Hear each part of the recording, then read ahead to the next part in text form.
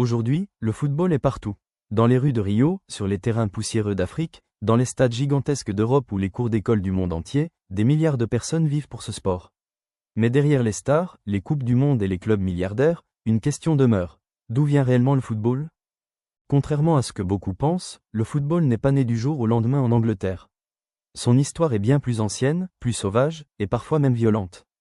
Pour comprendre les origines du football, il faut remonter des siècles en arrière, à une époque où les règles n'existaient presque pas.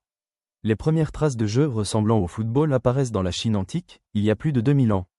Sous la dynastie Han, un jeu appelé Cuju était pratiqué par les soldats.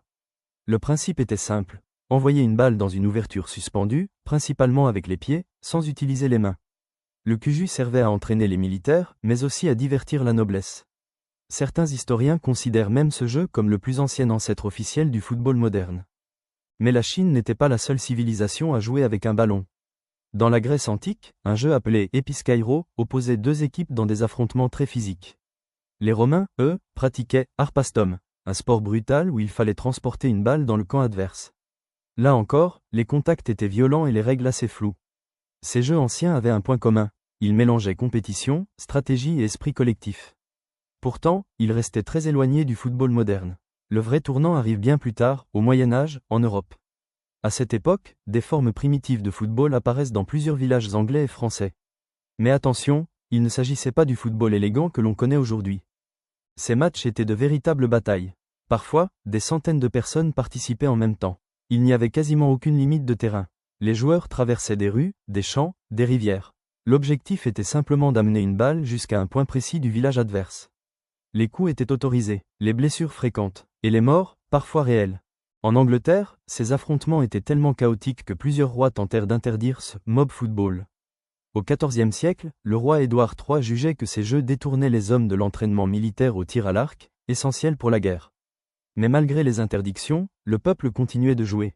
Parce que le football représentait déjà quelque chose de puissant, l'identité collective, la rivalité, la fierté locale. Puis arrive le XIXe siècle. Et c'est là que tout change. L'Angleterre entre dans la révolution industrielle. Les villes grandissent rapidement. Les écoles privées britanniques cherchent alors à encadrer les jeunes avec des activités sportives disciplinées. Le problème, c'est que chaque école possède ses propres règles. Certaines autorisent les mains, d'autres non. Certaines permettent les contacts violents. D'autres privilégient le jeu au pied.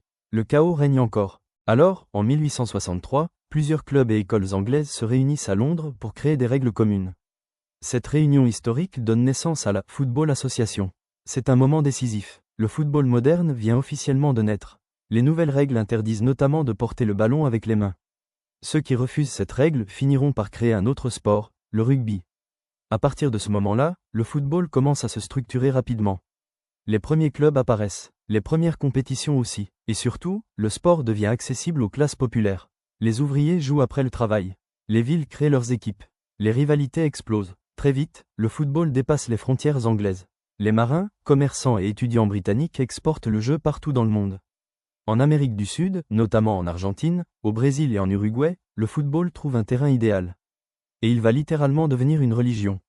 Au début du XXe siècle, le football est déjà l'un des sports les plus pratiqués au monde. En 1904, plusieurs pays fondent la FIFA, la Fédération internationale de football association. Son objectif, organiser le football mondial. Quelques décennies plus tard, en 1930, la première Coupe du Monde est organisée en Uruguay. 13 équipes participent. Personne n'imagine encore ce que cette compétition deviendra. Aujourd'hui, la Coupe du Monde est l'événement sportif le plus regardé de la planète.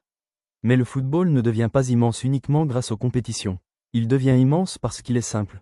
Un ballon, quelques personnes, et presque rien d'autre. Pas besoin d'être riche, pas besoin d'équipements complexes. C'est probablement ce qui explique sa puissance universelle. Le football peut se jouer dans une favela, sur une plage, dans une cour d'école ou dans un stade de 100 000 places. Et partout, les émotions restent les mêmes.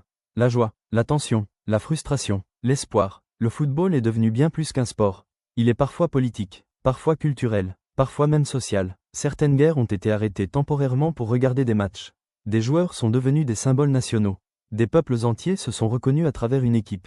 Des légendes comme Pelé, Diego Maradona ou Zinedine Zidane ont dépassé le simple cadre du sport. Ils sont devenus des icônes culturelles. Et pourtant, malgré l'argent gigantesque, les transferts records et le marketing moderne, l'essence du football reste la même qu'il y a des siècles, deux camps. Un ballon, et le besoin profond de gagner ensemble. C'est peut-être ça, la vraie raison du succès du football. Il parle un langage universel. Même sans parler la même langue, des inconnus peuvent jouer ensemble immédiatement. Le football crée des émotions instantanées. Un but peut faire exploser un stade entier, ou briser le cœur de millions de personnes en quelques secondes. Très peu de choses dans le monde possèdent ce pouvoir. Et quand on regarde toute son histoire, des jeux militaires chinois aux stades modernes illuminés, on comprend que le football n'est pas juste un sport. C'est une histoire humaine, une histoire de rivalité, de passion, d'identité, et surtout, une histoire transmise de génération en génération depuis plus de 2000 ans.